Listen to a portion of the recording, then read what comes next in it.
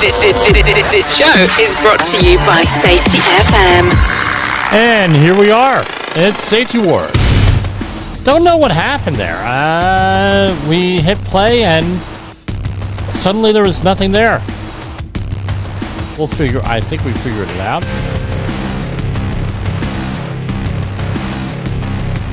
Yeah, sorry about you folks on Safety FM. A lot going on. We had a lot of meetings this week, so that's where I have been. Big announcements coming up in the very near future. I promise you, I'm not stringing you along here. All right. A lot of what a time to be alive with all this excitement in our society and with our government.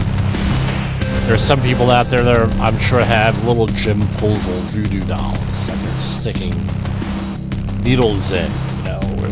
We're gonna get him. He's too happy. He's too you gotta be happy. Don't let other people kill your happiness. Right? You are the expert. You are you can do it. You're lovable. You're capable. And gosh darn it, people like you. Yeah, that's, hey. Now, friend of the family, going through a very rough time right now. All right,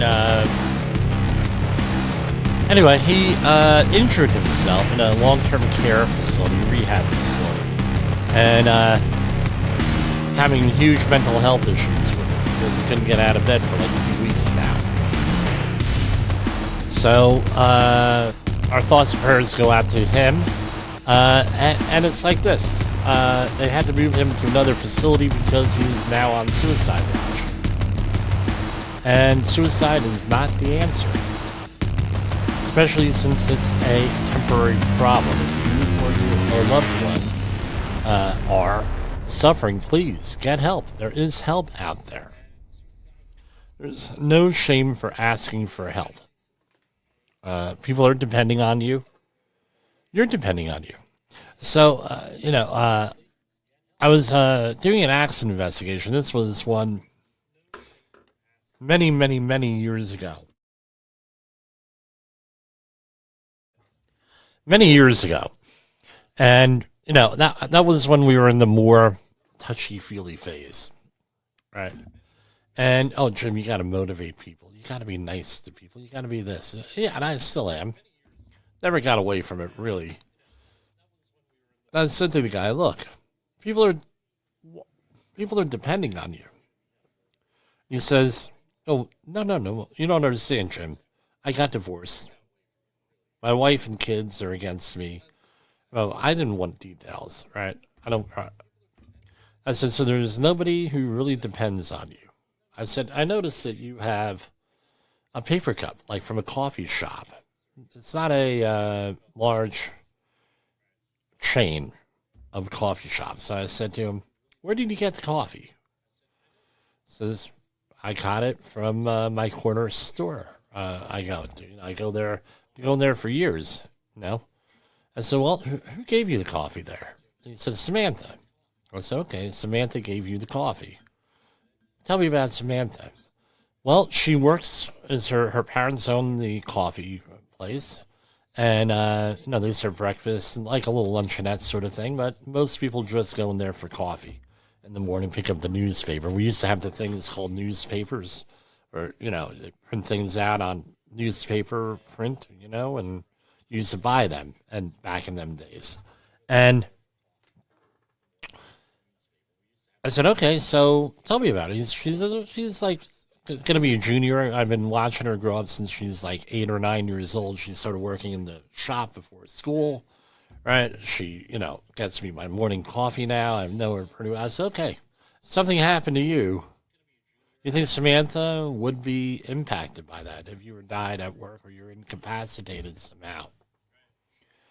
And he looked at me and he said, long pause. He says, I see what you mean. I said, I think that would impact her immensely, may impact her immensely. And being a young person, right, stuff like this hurts. So I said, what, think about it. how you're going to impact other people. It's the chaos theory. I never really considered the possibility of representation, right? We always have representation. It's very important for a lot of people to see representation in their life. So, for example, women like to see, and I'm not being misogynist here, this is what reality is. Women like to see other women in positions of responsibility and power. African Americans often like to see African Americans in positions of authority.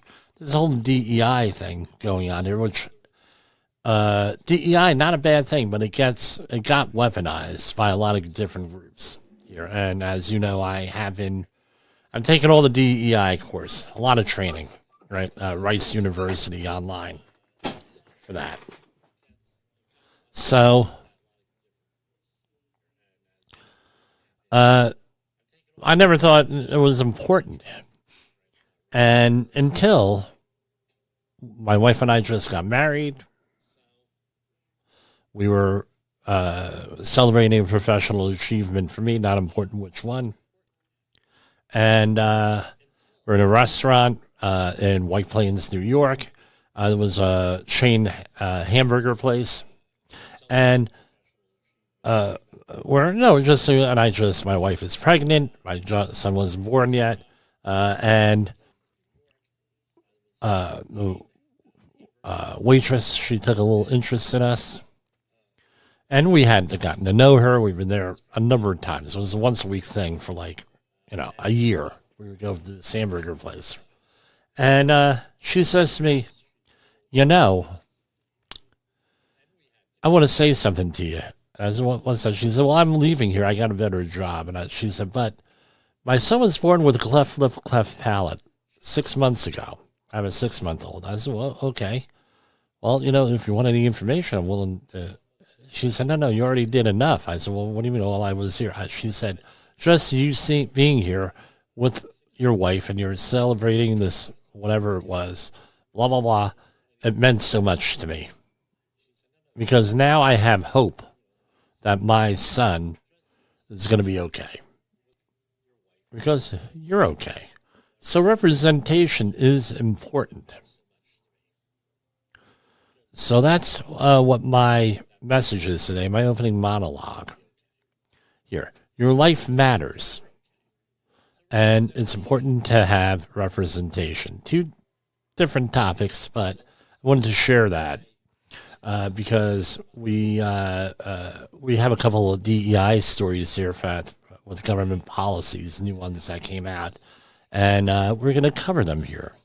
Now, we may go into hour 2 here only with news. We're not really talking about politics. So just to let you folks know, politics, we do politics here. Second hour, strictly politics usually, if we have a second hour. The first hour, we need to cover news. However, they're government press releases. And they might be, when Biden was on the air, I read his press releases. Trump is here, Biden was in office, read his. Trump is here, we're reading his, whatever they are. With that, and we're going to go with that. We're going to go to break, and we will start our program, our main part of the program. Safety Wars is streaming now. safetyfm.com. Hard hat on my head, set the alarm. High voltage love in your arms. Steel toe boots, steal my heart. Now love's a machine, start to start. Danger signs, but we don't mind. We're safety certified, hearts aligned. Locked out, tagged out, hearts entwined. You and me were one of a kind.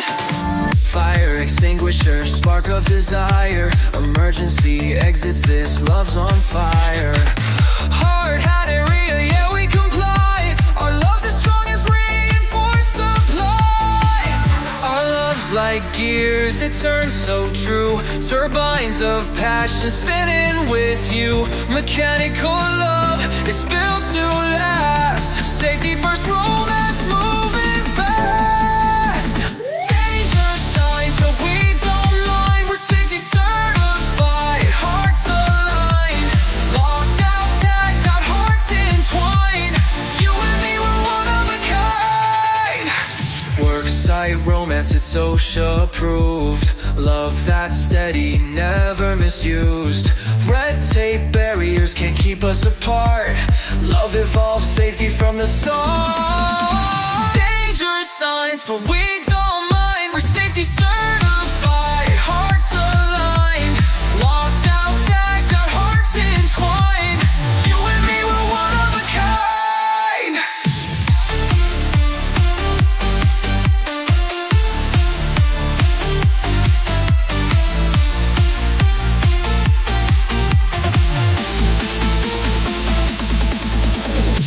Worksite romance, it's OSHA approved. Love that's steady, never misused. Red tape barriers can't keep us apart. Love evolves, safety from the start.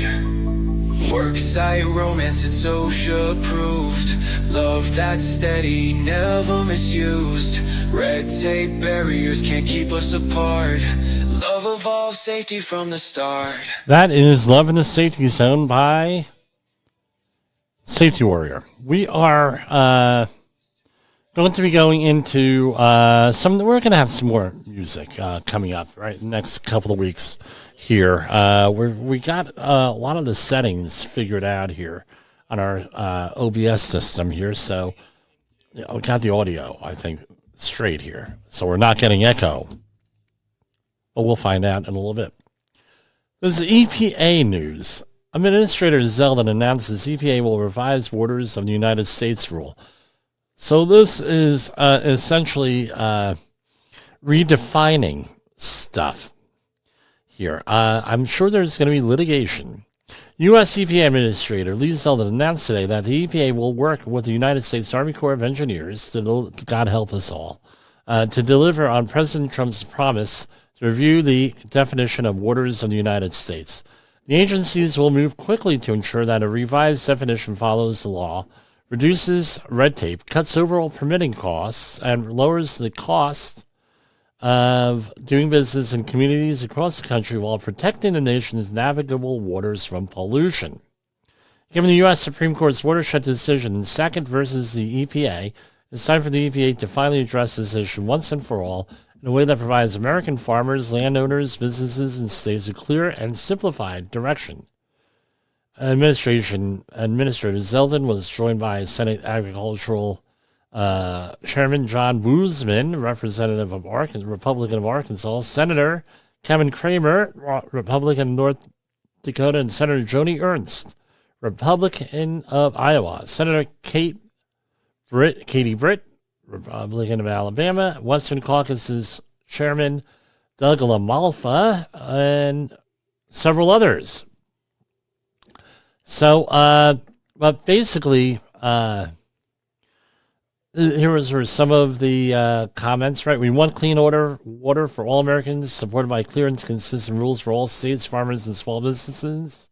Previous administration's definitions of waters in the United States placed unfair burdens on the American people and drove up the cost of doing business. Our goal is to protect America's water resources consistent with the law of the land while empowering American farmers, landowners, entrepreneurs, and families to help power the great American comeback. So we'll see how this plays out anyway, with this.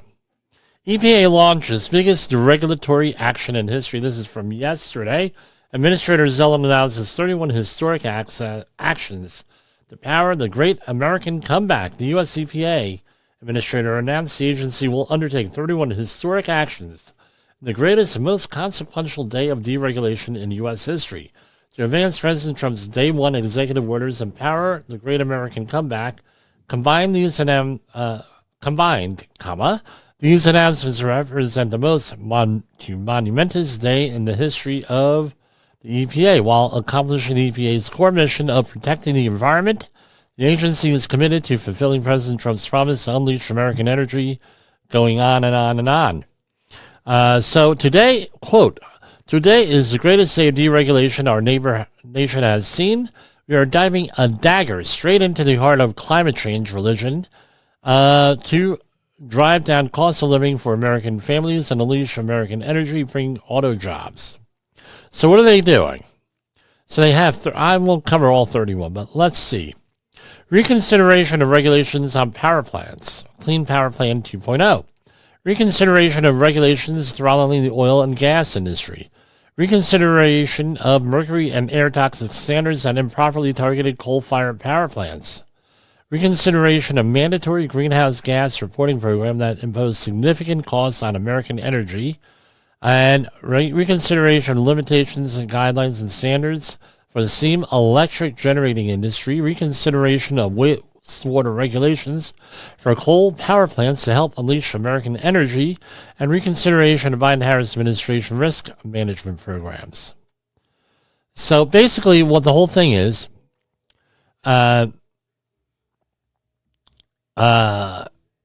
making energy cheaper and removing regulatory burdens here, whatever they see that. I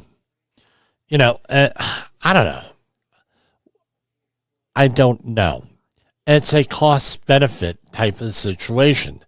There, other countries, China being one of them, do not have these laws, or if they have them, they don't enforce them or selectively enforce them. And essentially, no, that's a fact. That's a truism. That's absolute fact. And it gives them an unfair advantage. So back when I was in school many, many years ago, the thing was, well, why don't we get China and the other countries to do better rather than us do worse? And that's not really the way things operate out there. Countries like sovereignty, generally speaking, unless they're in the EU, then, since 1951, they've been giving away their sovereignty to the European Union and some of the other things over there. That's how the political end. I don't know how. Now, what's that led to is basically no civil rights. As far the most important civil right, the right to free speech, gone away with there. So I don't know. Here you go. EPA approves state of Texas plan to improve air quality in the San Antonio area. Today, the U.S. EPA announced, this is today, the approval of the state of Texas's Clean Air Program, or State Implementation Plan Program, SIP, SIP, to address vehicle emissions and improve air quality in the San Antonio area. Thank you. God bless you. All right, my little helper here. Want to say hello, Jessica? No, she don't want to say hello. The plan calls for the state to implement vehicle inspection and maintenance requirements in Bexar County. This approval supports Administrator Lee Zeldin's commitment to improve air quality through timely processing of SIP revisions. Going on there, ground level ozone is not emitted. Thing about ozone. With that, yesterday, Administrator Zeldin announced EPA's commitment to work with states and tribes to resolve the massive backlog of SIPs and tribal implementation plans. Tips that the Biden-Harris administration refused to resolve. The Biden administration left her in 685 unresolved SIPs. How does that work with 50 states? I don't know. And with 322 considered overdue, Trump EPA's goal is to clear this backlog as soon as possible. What are they saying? Leaders share EPA. Oh, we already mentioned that. EPA will revise wastewater regulations for oil and gas extraction to help unleash American energy. Let's see what goes on here. Today, the U.S. EPA announced that it will modernize outdated regulation on wastewater discharges for oil and gas extraction facilities to lower energy costs while supporting environmentally sustainable water reuse. The agency's review will evaluate modern technologies and management strategies to provide regulatory flexibility for oil and gas wastewater, also known as produced water, to be treated for beneficial reuse, including the artificial intelligence and data center cooling, rangeland irrigation, fire control, power generation, and ecological needs. EPA is playing a central role in delivering on President Trump's energy agenda, said EPA Administrator Lee Zeldin. But anyway, well, basically, effluent limitation guidelines and standards are national industry-specific wastewater regulations based on the performance of demonstrated wastewater treatment technologies, often called technology-based limits. They are intended to represent the greatest pollutant reductions that are economically achievable for an entire industry. So, where they have technology-based limits. I mean, this is the best technology we have at the time. Today's announcement focuses on subpart E of the current oil and gas extraction effluent guidelines regulations that the EPA promulgated in 1979. Right? Many changes, and this sounds like something I were to say, many changes have occurred in the oil and gas extraction industry since then. Yeah, no guvno, guys. Right, EPA announced this action to implement POTUS's, President of the United States, termination of Biden-Harris electric vehicle mandate. This is from yesterday. The U.S. EPA Administrator Lee Zeldin announced the agency will reconsider the model year 2027 and later light-duty and medium-duty vehicles regulation and greenhouse gas emission standards for heavy-duty vehicles.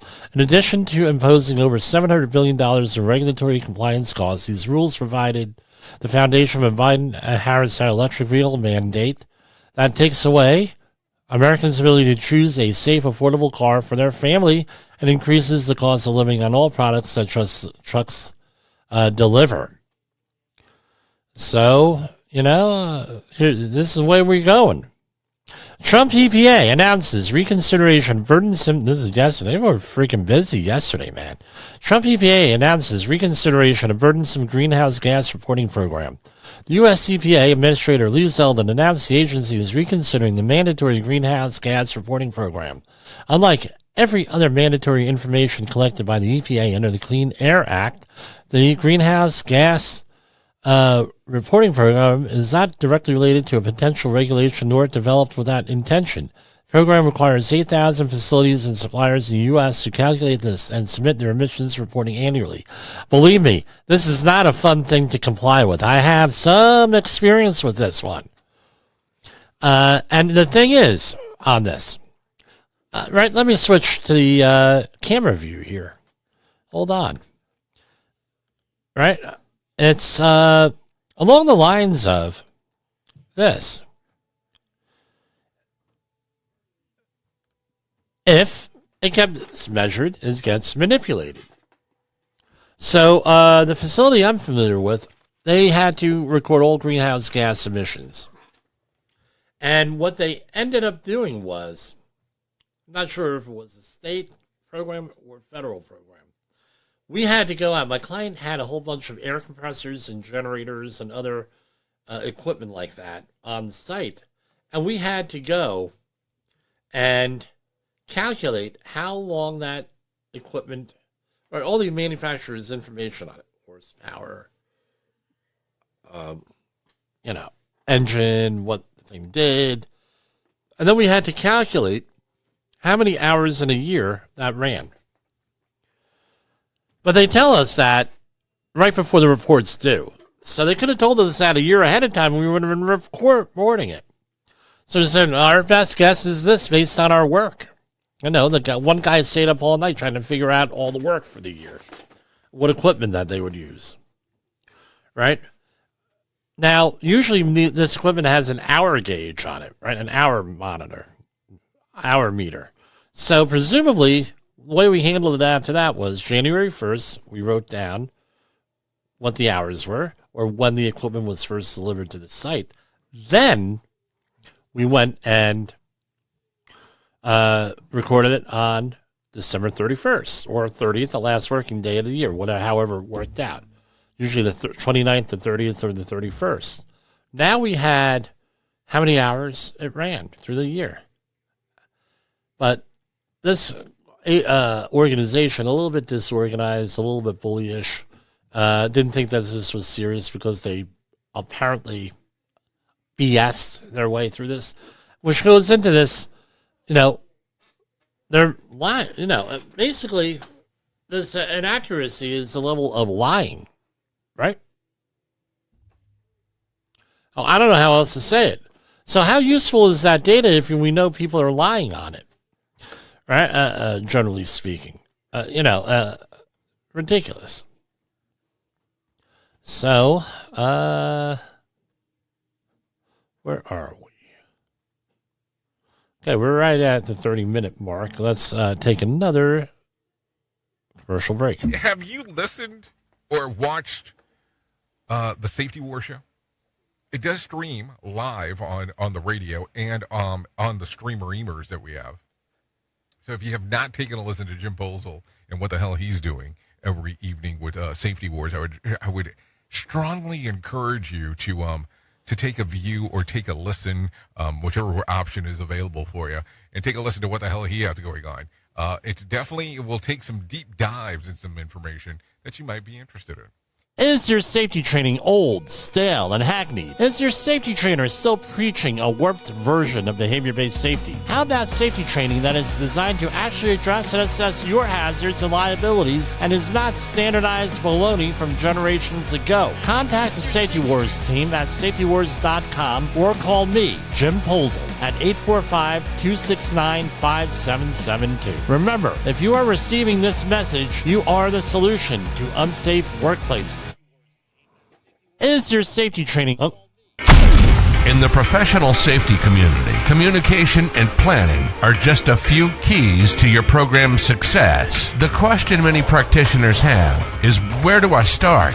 Dr. Jay Allen, the creator of the Safety FM platform and host of the Rated R Safety Show, has built a global foundation to help you along the way. Go to safetyfm.com and listen to some of the industry's best and most involved professionals, including Blaine Hoffman with the Safety Pro, Sam Goodman with the Hop Nerd, Sheldon Primus with the Safety Consultant, Jim Posel with Safety Wars, Emily Elrod with Unapologetically Bold, and many others. As individuals, we can do great things, but as a team, we become amazing. Dial into safetyfm.com today and surround yourself with a powerful force of knowledge and support. OSHA recordables, catastrophic losses, environmental disasters. You want answers? So do I. This is Jim Posel with Safety Wars. That's my daddy! Safety Wars is streaming now. safetyfm.com. So here we are going on with more news. Trump EPA kicks off formal reconsideration of endangerment finding with agency partners. U.S. EPA Administrator Lee Zeldin announced the agency will be kicking off a formal reconsideration of 2009 endangerment finding in collaboration with the Office of Management and Budget. So EPA, what is this endangerment finding? Right? EPA also intends to reconsider all its prior regulations and actions that rely on endangerment finding. After 16 years, EPA will formally consider the endangerment finding. The Trump administration will not sacrifice national prosperity, energy security, and freedom of our people for an agenda that throttles our industries, our mobility, and our consumer choice while benefiting adversaries overseas. Basically, a lot of this stuff is like a tariff, right? With that, right? So countries put tariffs on products to protect their own country, right? To protect their own national needs, right? That happens. I mean, that's an ongoing debate that we're having right now with this, and has caused some turmoil. Has caused some turmoil out there with the economy and everything else. Now, there's another tariff where people sign treaties and make executive agreements that, the executive agreement has no legal binding like a treaty, and then they just don't enforce it with these executive agreements with other countries. And there's also a lot of evidence over the years that there are, and this may sound conspiratorial, but it's not conspiracy, where you have other countries lobbying our government agencies through proxies that say, hey, maybe you should pass this law. That law benefits their country. Don't believe me? Didn't we have to hear a thing about Russian collusion for 4 years? The left was putting out, and it turned out not to be true, sort of thing. But anyway, that has happened. That does happen. There are a lot of stuff out there that is in there. Our friend of the program, Alex Newman, goes into this stuff all the time on his podcast here. Right. So EPA's regulation of the climate effects and national economy, jobs, wages, family budgets is long overdue to look at the impacts of our people on the underlying Obama endangerment finding. The United States produces energy smarter, cleaner, and safer than anywhere in the world, said Secretary of Interior Doug Burgum. To achieve President Trump's vision for energy dominance, we are prioritizing innovation over the regulation to attain affordable, reliable, and secure energy future for all generations. Here we go with another one. Administrator Zeldin begins restructuring regional haze program. The U.S. EPA is reconsidering its implementation of Clean Air Act regulations regional haze program. The way EPA has historically implemented this program has imposed significant costs on power plants and other sectors, calling into question the supply of affordable energy for American families. EPA intends to review its regulations, implementing the regional haze program to ensure that it fulfills congressional intent, is based on current scientific information, reflects recent improvements in air quality. The United States has made significant gains in improving visibility in national parks and other wildlife areas. The regional haze program was never intended to be the justification for shutting down every power plant and industrial sector in the country. It's a time to restore sanity and purpose to the program. Administrator Zeldin takes action to decrease risk of future catastrophic wildfires. I tell you what, my question to this is this with Lee Zeldin, right? What's the guy's game on this? Yes, I know you have a boss. Your boss tells you to do something, in this case, the President of the United States. But so far, is he running for another office? As we all know that he lost the race for governor here in New York. Is this a possibility he's going to be running for a higher office? Politicians always want a higher office, or they want to stay in the office they have and rake in whatever it is, for whatever reason. Whether it's rational self-interest or if it's something else on that. Altruism is rarely ever altruism for any of these guys. Right? Everyone has an ego. But anyway, yes, it is soda. I have people saying, what are you drinking there? It's soda. Stevia sweetened soda.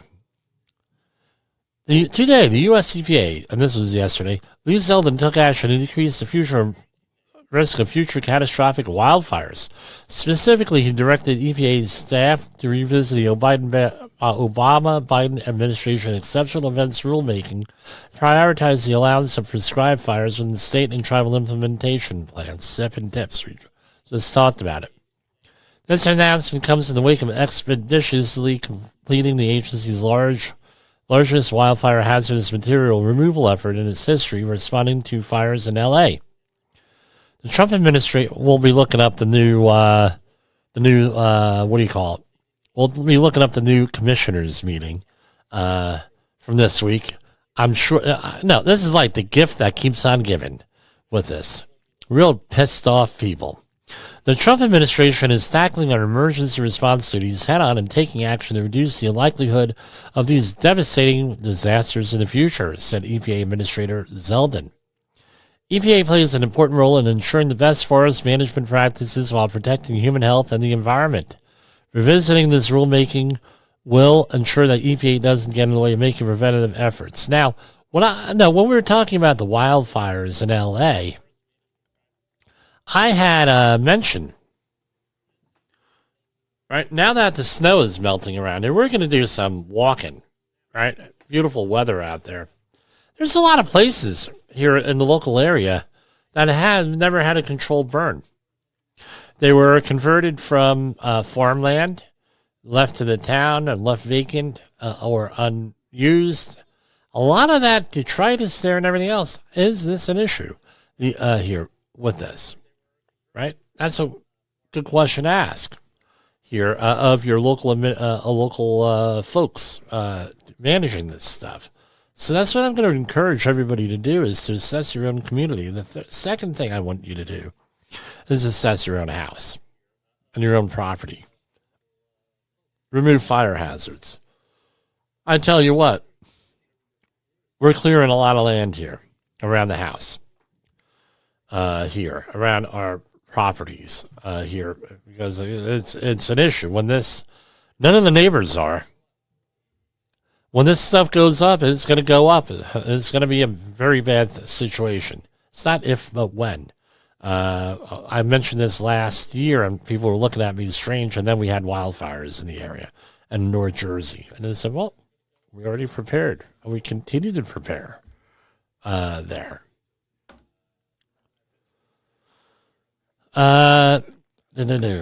Here. The Trump administration is tackling our emergency response duties head-on and taking action to reduce the likelihood of these devastating fires in the future. EPA plays an important role in ensuring the best forestry management practices while protecting human health and the environment. Revisiting this rulemaking will ensure that the EPA doesn't get in the way of making preventative efforts like prescribed burns easier to protect communities. Prescribed fires are necessary to protect communities from the catastrophic wildfires, like the ones that did untold damage to L.A. So what are they going to do? Have meetings and, more meetings here. And U.S. EPA Administrator Lee Zeldin announced today that the agency is revisiting the Biden-Harris administration's social costs of carbon, which contributes to significant regulatory costs. The Biden-Harris administration's so-called social costs of carbon measurement was used to advance their climate agenda in a way that imposed major costs. And we are finally fully committed to removing regulation and holding back the U.S. The Unleashing American Energy Executive Order directs EPA to issue guidance to address these harmful and detrimental inadequacies, including consideration of eliminating the social cost of carbon calculation from any federal permitting or regulatory decision within 60 days. All right. EPA, another one. The U.S. EPA announced that it is prioritizing a number of timely actions on coal ash involving state permit program reviews and updates to coal ash regulations. And this, again, is Lee Zeldin. Man, I hope the guy didn't have laryngitis at the end of the day. Under President Trump's leadership, EPA will advance cooperative federalism to allow states to lead the charge on local issues with federal support. It's just one of many examples where the agency can and will work with our state partners to deliver for the American people, said EPA Administrator Zeldin. Okay. And that looks like that's it for EPA news. Now, let's go on over to Department of Labor news. U.S. Department of Labor announces senior Trump administration employee appointees.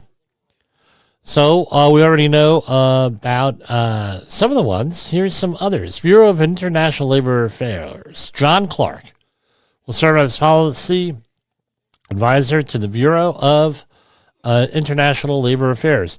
I think that should be a thing that we have to address here. What are we doing with this program? Because we're going into other countries and telling them how to treat their workers. Yeah, I'm sure that's nice, but I think that might be out of the scope of what we're supposed to be doing. Employment and Training Administration. Amy Simon will serve as Principal Deputy Assistant and Secretary of Employment and Training Administration.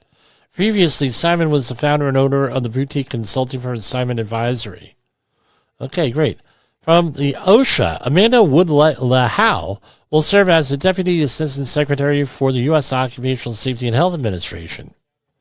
That's good. She's coming over from the Occupational Safety and Health Review Commission. And another person coming on over is Michael S. Flynn, will serve as OSHA's Senior Policy Advisor.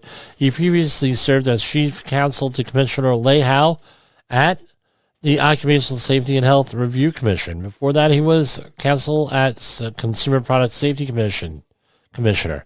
So, my thing is, if she's going to be head of OSHA and he's going to be the policy advisor, okay, great. They're attorneys. I'm sure that by all accounts they're pretty effective at the Occupational Safety and Health Review Commission. However, let's point something out here. They are not actual safety professionals. Sorry. That's who they need to be involved here, heading up these agencies here. No, we don't need more lawyers doing this. No, with all due respect, the lawyers, right? The reason why we got into all of these overregulation scenarios is because they put lawyers in charge. So when you're a lawyer, it's sort of like that old saying, when your only tool is a hammer, everything is a nail. Well, it's the same thing with this. Whenever there's a problem, there's always a lawyer in there to pass a law. Way it is here with this, how we got into this situation. No, when we look at these regulations, some of we're like, where the hell did that come from? Why are we doing this? Office of Congressional and Intergovernmental Affairs, Joe McFarland, will serve as Senior Legislative Officer for the Deputy Department's Office of Congressional and Intergovernmental Affairs. The Office of Disability Employment Policy will be headed by Brian Walsh. Office of Labor Management Standards will be headed by Elizabeth Messenger. Will serve as the Director of Department's Office of Labor Management Standards. The Office of Public Affairs is going to be headed by Courtney Perella. And the Office of Secretary, Ji-Hoon, I'm sorry for destroying this name, Ji-Hoon Han, will serve as the Department of Labor's Chief of Staff. He was Secretary of Chavez Ceremony's Chief of Staff during her tenure at the U.S. House of Representatives. Rebecca Wright will serve as the Department's Deputy Chief of Staff. Courtney Walter will serve as Senior Counselor of the Office of the Secretary. Colton Duncan will serve as the White House Liaison. And Peyton Smith will serve as Director of the Office of the Secretary. And the Office of Solicitor will be Jonathan Snare. So I didn't do accounting, but, this seems like gender-wise, a pretty well-balanced management team here. So, pretty good. Now we go into the other controversial thing.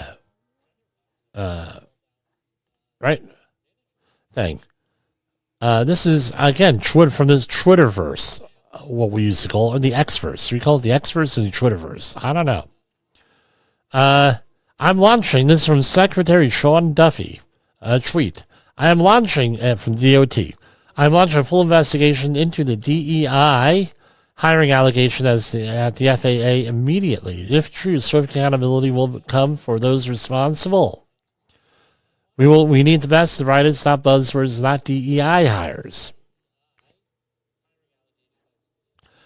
This press release from the DOT yesterday. Again, I'm not giving any opinion on this. I'm just reading press releases here.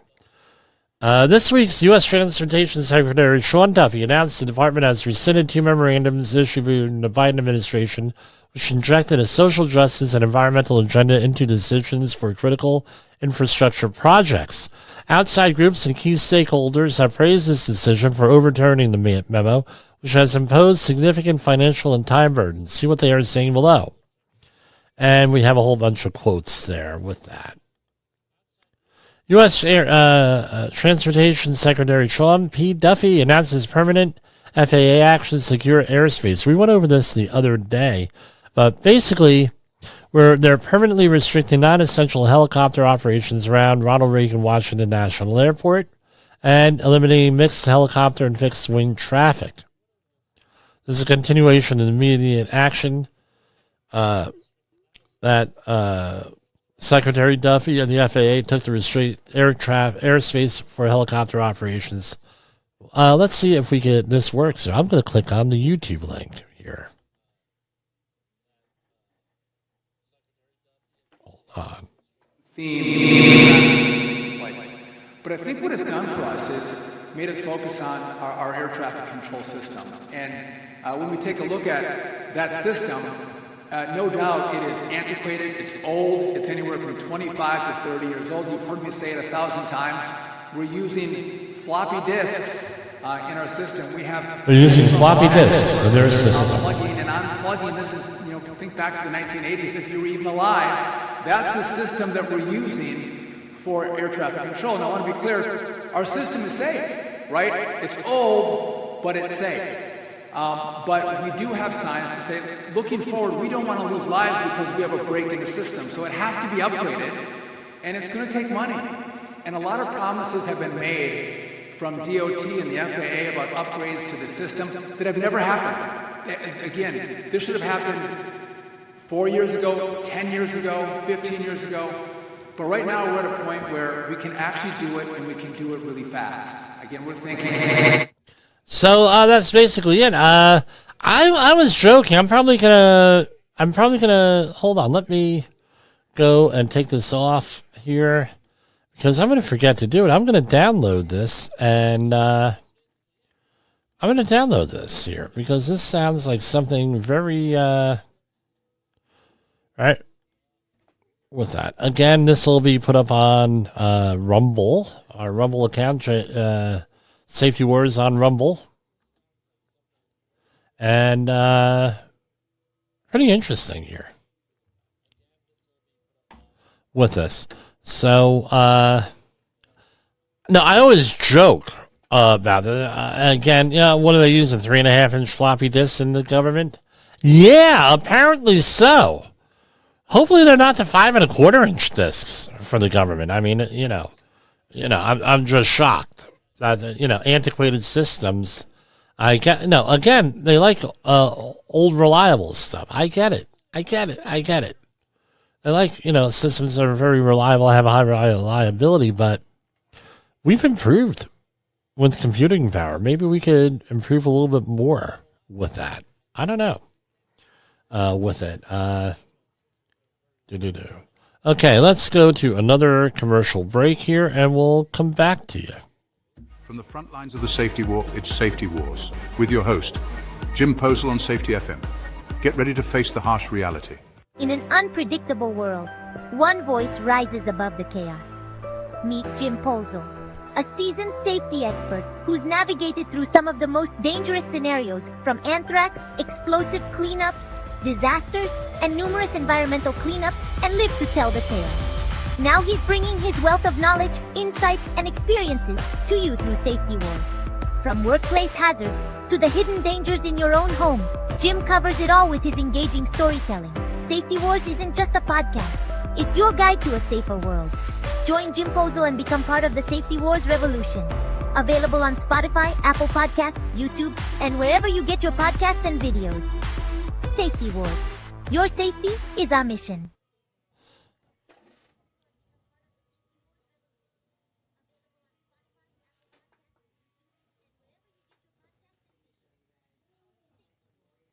Is your safety training old, stale, and hackneyed? Is your safety trainer still preaching a warped version of behavior-based safety? How about safety training that actually addresses your hazards in your workplaces and is not standardized baloney from 25 years ago? Contact the Safety Wars team at safetywars.com or call Jim Posel at 845-269-5772. Remember, if you're receiving this message, you are the solution to unsafe workplaces. So we're going to cover some local stories here, but they do have national significance here. One of them is this, and I just lost it. Shame on me. All right. So one of them is this, right? Governor Kathy Hochul. She's the governor of New York. So I do have some insight here because I do know some people work for the Department of Corrections. Some of them are officers. Some of them are former recent employees with this. And here, we've had to deal with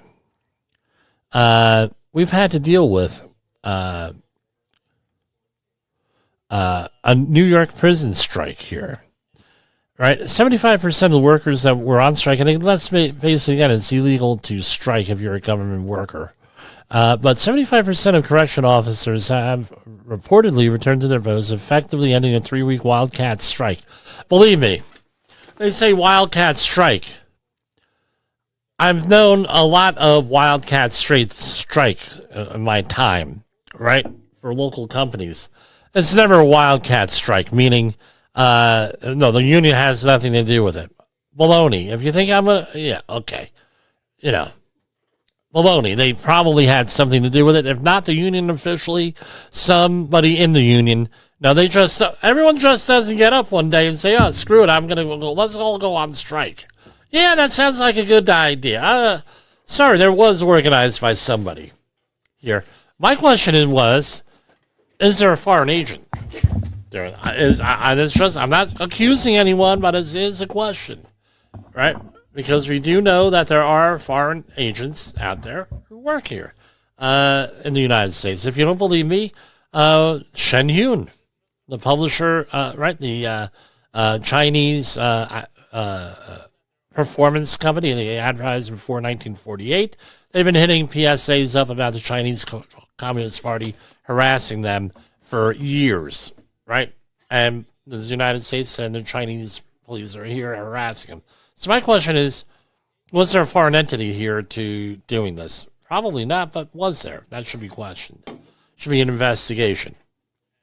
So, New York State Department of Corrections and Community Supervision Commissioner Dan Martuscello said about 10,000 officers and sergeants had returned to work, including more than 1,200 on Monday. There were around 13,500 officers and sergeants working in prison before officers first worked the job. Right, so when they went on strike, the National Guard took over the prisons. Public employee strikes are illegal, and the state is firing more than 2,000 employees who refuse to return to work, he said. Thousands of National Guard personnel will remain in prison to support corrections staff. That will allow correctional officers to work 12-hour shifts rather than 24-hour shifts. So basically, what Kokel did was, she said if you didn't return to work, you're permanently banned from holding a state job. Right? Okay, my question is this. If 2,000 people, 25% of your workforce quits, I would think that you would want to find out what the hell was going on. Because I tell you what, the stories that I hear from corrections officers and people who work in the Department of Corrections is horrific. Horrific working conditions. Well, Jim, they're dealing with bad people. I don't care if they're dealing with bad people. They're working 24-hour shifts. Burnout. We had a corrections officer in town here commit suicide last year. Really? We're all okay with this shit? Really? Real? Maybe there should be an investigation, a federal investigation of Kathy Hochul. Why did they allow this to happen? Why are they allowing these horrible conditions? I mean, and with some of the accusations I've heard, some of the people from the Department of Corrections on the wrong side of the jail cell. I mean, we're talking all different types, all crazy stuff. If it happened in American business, people would go down to the police headquarters and say, arrest that person. That's how bad this stuff is. Literally criminal. Forget about cancel culture. You were talking just outright criminal shit going on. So, again, ridiculous here. So we're going to be wrapping up hour one. We're not going to do an hour two today.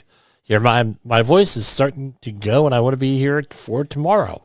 And we are doing lots of training. Give us a call, 845-269-5772 for training. All different types. So we're going to cut away to our patriotic music, and we will get back to you. For Safety Wars, this is Jim Posel, and we will see you tomorrow. The views and opinions expressed on this podcast are those of the host and its guest and do not necessarily reflect the official policy or position of the company. Examples of analysis discussed within this podcast are only examples. They should not be utilized in the real world as the only solution available, as they are based only on very limited and dated open source information. Assumptions made within this analysis are not reflective of the position of the company. No part of this podcast may be reproduced, stored in a retrieval system, or transmitted in any form or by any means, mechanical, electronic, recording, or otherwise, without prior written permission of the creator of the podcast, Jay Allen.